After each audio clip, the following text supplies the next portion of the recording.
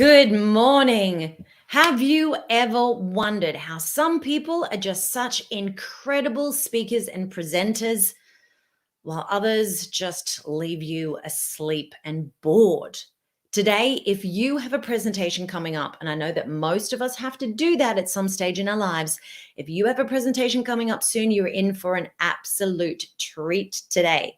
Welcome to the show on the Voice of Confidence TV. This is going live on Facebook and also live into my YouTube channel. So welcome to the show today. It's another experts interview today. And today there is a man after my own heart.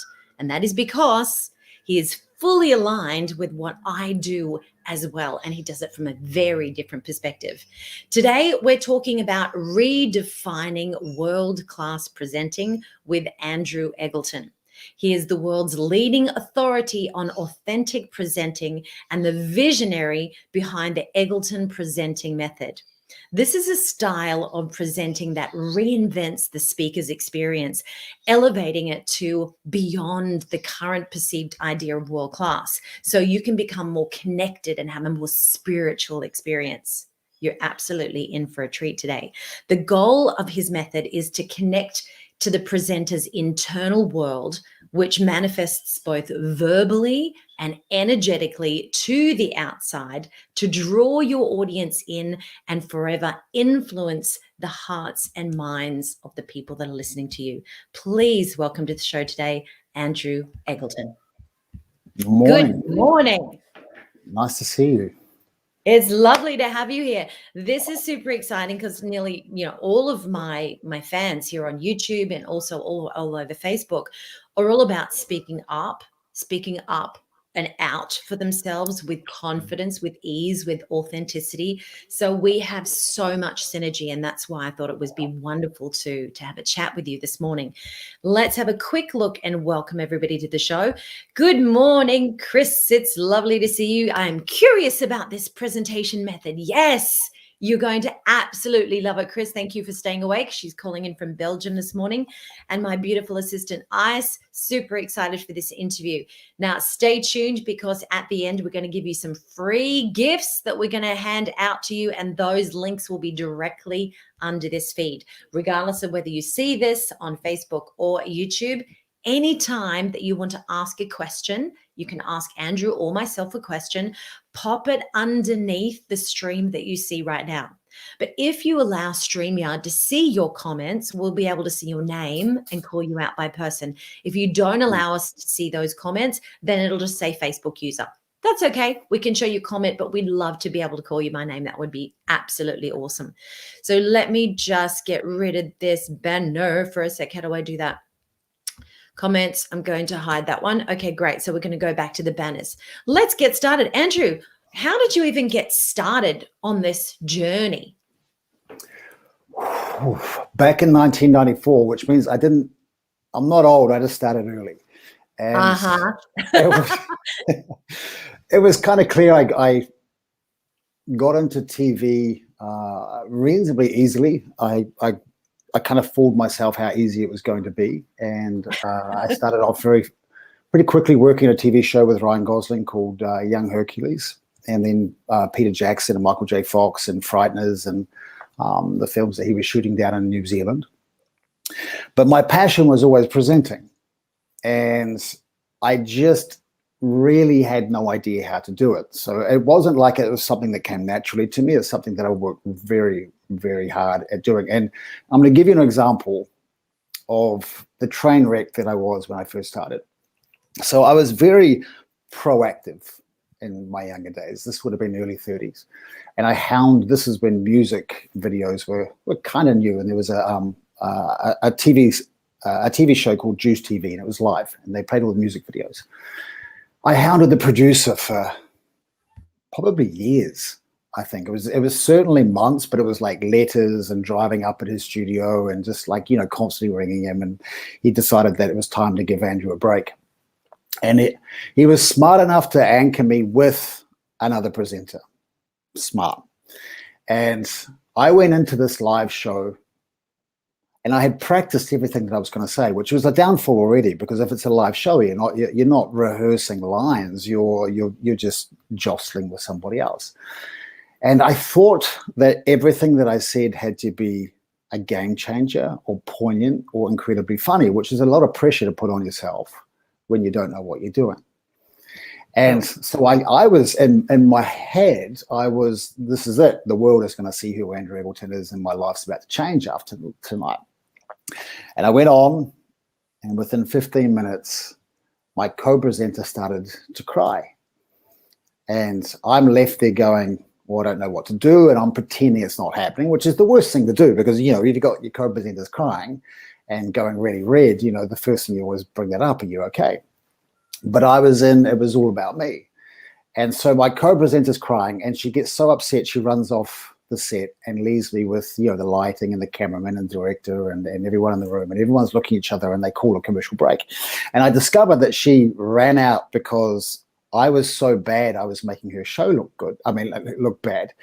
And she just got so stressed about it, because whatever she threw me, I wasn't picking up, and I was just in my head doing my own thing. So that was my baptism of fire, of realizing on live TV where I actually was, where I thought I might be, and where I actually was, and how much work it was going to take to get from here up to here. So I've been obsessed with presenting since the mid-90s, and I've done so much. I've been taught all over the world, but the kind of presenting that I wanted to experience didn't yet exist. It didn't exist. No matter who I got taught from, it didn't feel right. And so there was a point that I decided that I needed to create my own style, a style that I wanted to experience on stage, and the experience I wanted to share with my audience. Yeah. Yeah. And I think that that's the key today. Things have changed, you know, since we've been in the industry a very long time. We're about the same age. When we first started, you know, in the 80s and the 90s, doing all this sort of stuff, it was all about the rah-rah and the flash and the glamour and the big voices and the, you know, sort of showing off. It was all about ego, really, if you think about it. But that was never my jam. I used to remember somebody saying, it's, you know, it's okay for you. You've got a big ego. You need to be on stage. It's like, wow, you have no idea. It's like, that is the last thing on my mind was ego. So it's interesting how people think that because you're on stage and because you're presenting, that it's all about you and it's all about ego. But that's where people get this completely wrong. And I think this is why the world has changed now. And there's amazing speakers coming out that are far more in tune with themselves and their authenticity. Authenticity is now the key word. People like to do stuff on their phone and shoot ads instead of really lovely, polished, perfect ads, because it's not accepted anymore. People just want the real us. So this is so lovely. The second question I've got, which is absolutely awesome. I know that there's been a transition for both me and you. So tell me about that point. Since we're both obsessed with authenticity, what does that mean to you, and when did that transition happen? So once I kind of got my stuff together and was picking up, you know, TV work as my full-time job. So I was producing on one level, and then I was a full-time actor and full-time TV presenter. And what never seemed to sit right with me was when a director yells action, you're expected to turn into like a talking head. Your shoulders go back and you go, hey, and you start smiling. But the confusion for me was, but I don't feel like smiling, and this is me. And then the director would go, Andrew, that's great, just be you though. So this is where that started. Just be you. And I'm going, but what does that mean? Especially when you're in your 20s. It was like, what, man, it's such an ambiguous piece of advice or direction, because what does just be you mean? I mean, we don't even know what we are as human beings. We can't answer that to each other, let alone who am I? And what part of me do you want? Exactly. The parts that I've discovered. So there's a cliched expectation that when the camera goes on or when you walk on stage, that you smile and you put your shoulders back and you stand with your feet shoulder width apart, and all these technical aspects. But of course, that wasn't me. That was me performing. That was me pretending to be a very small version of myself. Yeah. So the obsession became, what does just be you mean? How do I break this down? And then when someone uses just be you, I understand what that means. And when I tell someone just be you, I understand how to articulate that further so they can execute who they are right now, because that's who's perfect right now.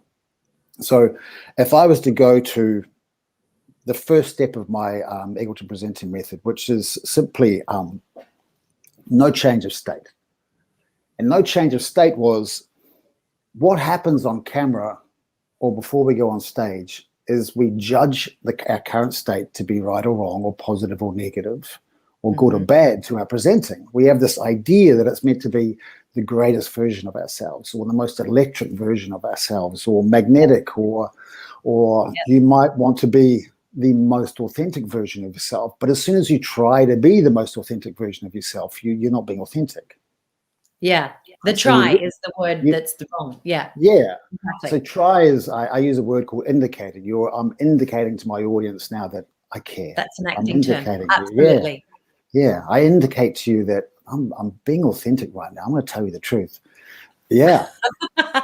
So no change of state was, it allowed me to relax and go, whatever mood I'm in now, whatever state I'm in now is actually perfect. And it's going to, all that's going to change is it doesn't affect me sharing my wisdom. All it affects is that the state that I'm in is how I'm going to walk on stage. And if that means I'm not smiling, then so be it. But they're getting me. And if I'm okay with that and present in that, and I'm not judging myself to be right or wrong or good or bad, the audience can feel the connection very fast. Yeah. Because I'm not there trying to be something that I'm not. All of a sudden, that there's an energy connection. Exactly. Right? Yeah. So no change of state, and all that state does, my current state is what influences what words that I choose on that day. So how I articulate a topic will just change depending on how I'm feeling. And of course, you know what it's like on stage and camera. You soon start to click and get into a groove, and absolutely. Yeah. Absolutely. I really can't stand it when I see people who do what we do, you know, teach speaking and presenting as a job, and then as soon as they go on, everything's, I've tried it. you know, it's like, that's the old fake it till you make it stuff, and I call it BS because it didn't work for me. Fake it till you make it didn't feel genuine. It felt disingenuous. It did not rub me up the right way. It just, I didn't feel like that all the time. Fake it till you make it does not work. So don't even try. It's much better to just be you. We can change our state. We can raise our energy anytime, but we can always be and tap into the very best version of ourselves. I love this. And you've discovered a new way of doing that, which I absolutely love. So tell us about the new thing that's coming up next year. Something to do with horses and cellos. Is the cello going to go on the horse, or like, how does that look? Well, in 2020, and we all know what happens in March 2020. But before that, I'm always looking for ways of how I can understand my craft better and improve and keep pushing the boundaries, the edges of it. So I was starting to work with horses early 2020, and horses have this magnificent ability. There is no BS. They literally reflect back to you exactly how you're being. They have no intention of lying or fooling you. They're not being paid. They don't care about your feelings. They just know if you're acting weird or if you're not. And weird to them is when you're not in integrity, when you're not being yourself, when you're trying to be perhaps calm. If you're trying to be calm, you're acting calm. It's your interpretation of what calm looks like. And the horse picks up on it and goes, yeah, you're a bit weird. We're not having you in our herd today. So it's when it helped me discover when I was truly being me, because the horses would reflect it back to me, like either coming up to me and nudging me or bringing me into their herd, or I would be part of them. And as soon as I wasn't, they would push me away or go to the other side of the arena. So they were this amazing, amazing tool for a presenter to learn what authenticity is, what just be you really means. And I figured out that it didn't matter what mood I was in, if I was feeling a bit agitated or obnoxious or calm or loving or down and depressed because the horses didn't like me, whatever mood that I allowed myself to be in is when the horses would come back. And I was like, that's authenticity. Even when I was trying to act calm and going, the horses will like me because I'm calm and non-threatening, they were on the other side of the arena. So that was this huge tool. Plus, they're magnificent animals, and it's an incredible experience being taught by something that magnificent. Yeah. The second part of it was I've always wanted to speak with using multiple instruments behind me, and I started with the cello. And what I discovered when working with the cello was, one, it's a beautiful instrument, but it enhanced my voice beyond where my voice was capable, and it took my keynote and what I was speaking to a place that if I hadn't have seen it and felt it, I wouldn't know existed. And it connected me more than anything to myself when I'm speaking. And I think that's more when you're speaking live, it's your connection to yourself that comes first. Then the audience can feel you. So the cello was to expand my message, to enhance my message, my voice, my message, to a place that I didn't even know existed. And that's what I'm bringing for my clients as well, is working with the horses and working with a cellist. So they'll all create a short, punchy keynote, structured loosely to a song structure, and then the cellist will play behind them. So we'll get that apex, that verse and chorus, and the intro and the outro, and they'll feel their voice and their heart very, very differently. And once you've felt that, you'll never be able to speak the same moving forward, because once you've felt that, your heart just says no to anything else. Yeah, look, absolutely, you're right. And this is why music is so powerful. Guided meditation with music has been around for a very long time. And that even I remember buying tapes of this when I was in my 20s, right back in the 80s, that I'd buy tapes of somebody speaking the spoken word, like affirmations, Louise Hay, but with music underneath it to drive you to a different point in time. And they called it tapping into an alternate reality. And of course, you know, they'd been experimenting with this with drugs for a long time in the 60s. But then my instructors moved on to music and spoken meditation. And it's so powerful. When you see any other big presentation like Tony Robbins' event, they use NLP and spoken word with massive amounts of music to move the heart. It's such a powerful way to do that. I'm so happy that this is going to come to the average person, so they can experience this for themselves, not just have to watch it on stage with somebody else. That's actually where it started. I do a guided journey in my live events, and I had music made specifically with 3 crescendos and the last one being an apex, and just pushing them past that glass ceiling of themselves. And then I was like, well, what if I do this with a cello? And so that's where it started. And then realizing that just how it made me feel, I'm like, well, everybody, presenters who are looking for that bespoke experience to, if you're already good or great, how do you move up to that next level? And it was just, let's offer these people who are looking for that bespoke experience something magical. It sounds beautiful, especially when you think of strings and how many thousands of years that strings specifically have been used for healing. Specifically stringed instrument for thousands of years. Even back in Hippocrates' time in Greece, thousands of years before Christ, they used stringed instruments and music for healing. It's such a beautiful thing that you're doing. Now, you and I both talk about craft a lot. I talk about the craft of speaking, the craft of performance. Tell me about your idea of craft, and where does that craft come from in your eyes? I love this question, and I'll be straight up and say I didn't really fully understand what craft was when people used to speak about craft. I used to go, oh, the craft of acting or the craft of presenting. But what did it mean? What I've realized is craft is learning the very best tools. I mean, this is why I say, you know, hire the best mentor or coach that you can, whether it be your voice or acting or stagecraft or presenting, whatever it is, because you want the finest tools that speed your process up. And when you learn them, initially they're at the top. It's like, this is easy just to imagine. They're at the top of your head. You have to think about them. So if I walk on stage and I've got 10 new tools and I'm going to use them today, you're thinking always, where am I going to use them? How am I going to use my voice? And I'm going to pause.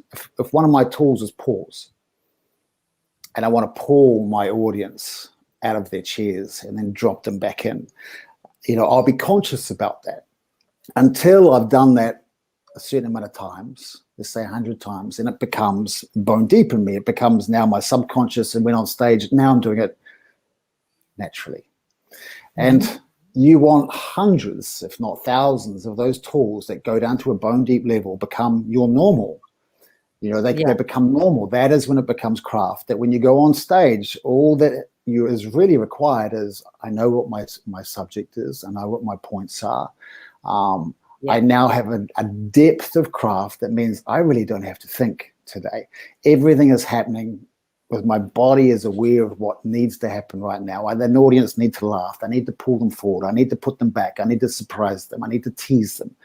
And everything is happening. That's craft for me. When those tools, high quality tools, are all bone deep, then you're a crafts person. I love that, because that's, well, I call that muscle memory, but that's beautiful, beautifully articulated in that way. When we have it in our muscle memory and it becomes so much part of our body, our spirit, our soul, our mind, then we can get into flow when we're presenting, when we're speaking, when we're bringing the beautiful words out to vibrate towards our audience. We get into that flow, just like a guitarist. When they get into the flow and then they start to just do their beautiful solos and they get lost in the music and the audience gets lost in the music. It's so beautiful. That flow is so important. Do you know what I just thought of then is, and I know this sounds dramatic, but it's kind of our job, is when you have that deep sense of craft, God's only as potent as the tools you supply. And, you know, it's to get into that state of flow. First, for me, that means working in my heart brain. And if I'm working in my heart brain, this needs to be secondary. And if this is primary, then I'm in that state of, what am I doing next? What am I doing next? What am I saying next? What tool, or you know, are my feet the right distance apart? Do I look like a, you know, when it's craft, you're free. It becomes effortless, and you're giving God that opportunity to work through you, and that's your flow, or a conduit for infinite wisdom, whatever you want to call it. But the tools that you have gives God that potency. Otherwise, you end up like me. Yeah, I have really clear visions of what I want to draw sometimes, and then I draw it, and I'm like, that looks like a 10-year-old drew it, but it's because I don't have the tools. You know, my vision's clear. Yeah, that is so true. When you have the tools, then it can flow and it can manifest into something very beautiful, which is so lovely. Now, I believe you've got a giveaway for anybody who is interested in becoming a better speaker or presenter. This is a gift for you. So tell us a little bit about this gift. My assistant Ice will put this underneath the posts that you're seeing today. Sure. Like most people, when they get on video, and this transfers over to public speaking as well, they get a little bit lost. They might have the most amazing information and wisdom, but they get lost on what to share and how to share it, and if there's a sequence. And one of my clients actually challenged me beginning of last year, and she said, I want a point-by-point breakdown of what to say, or in the sequential order. And I went, well, that's very demanding, but it's a good challenge. It was a good challenge, and I actually did it. It was just one of those moments where I sat down and it just flowed. And I still look at those 8 points to On Purpose Presenting and go, how did I even do that? Like, how did I do that? Because you know, when you've done it and you go, I don't know if I could actually do that now. Coming up 2 years later, I don't know if I could do that now. So it really works in just a sequential order, which people tend to forget is quite often on video, we're talking about people's problems. And I don't know why I have a problem. I mean, I still have problems in my business, problems in my presenting, you know, and it's always that challenge to work on and refine. But if I knew what my problem was, I'd fix it. So it just helps people identify first when I'm doing a video to my clients, I talk about symptoms. What are you experiencing, seeing on an everyday basis that you know is abrasive or not working? What are you experiencing that shows me you have a problem? It might be procrastination. You might be procrastinating on your videos, for example. Okay, so the symptom is you're procrastinating. The problem is, then I can identify the problem. I know why you're experiencing this. Problem being, you're waiting for the right moment or feeling to shoot your video. And that right moment or feeling doesn't exist because it's in your imagination, which is why step one of the method, no change of state is so important, because you learn not to judge your state. It means if I'm going to shoot a video on a Friday, no matter how I wake up in the morning, I'm shooting a video on Friday. And what state I'm in is perfect. So that's the problem. And then, of course, if I want to share my wisdom, I then want to give them a snippet or a small solution from my expertise to fix that problem, to make it go away. And then ease people into that solution as part of a bigger program or bigger picture that I have. And this is, if you're interested, this is how you can access this, or like a call to action, a really simple, non-slippery, relaxed throwaway. I know I'm giving you great information. If this is serving you and you want to speed your process up and you don't want to have to keep turning up to your videos on an everyday basis and going, Andrew, just speed my, how do I just pay for this? How do I get to work with you instead of wasting my time watching your videos every single day? Here's your call to action. Yeah. It's nice and easy. Yeah. Yeah, beautiful. We've just had a question here. I can see that Ice has put some links underneath the Facebook post, which is great. And Chris from Belgium says, when she's in the flow, I forget the time. And that's true. That's true sometimes. And of course, as presenters or actors or speakers or performers, we do have to be mindful of time out of respect for our audience and the people who are putting on the show. But we can forget and become this other world. It becomes an otherworldly experience sometimes when we're literally in the flow. So thank you for sharing that, Chris. That's beautiful. Yeah, I love that. You'll see underneath, you've got a lot of places where you can actually find Andrew. You can also look at the presenter's experience that's coming up. And also underneath, you'll find that 8 tips to presenting. Let me get that banner straight back up again. So the 8 points to on-purpose presenting blueprint. He will put this underneath the links that you're seeing in Facebook and also underneath the link in YouTube, so you have full access to that.